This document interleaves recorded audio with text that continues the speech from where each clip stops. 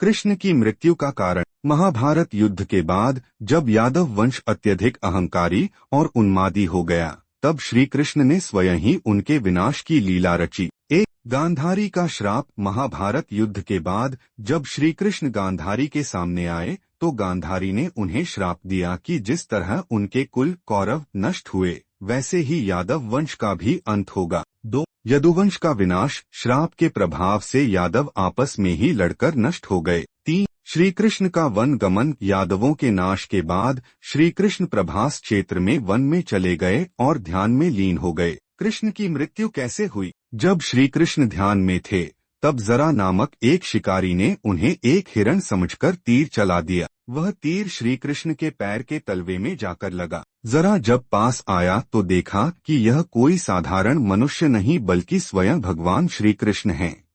जरा ने घबराकर क्षमा मांगी, लेकिन श्री कृष्ण मुस्कुराए और कहा, यह सब ईश्वर की योजना का ही एक भाग है।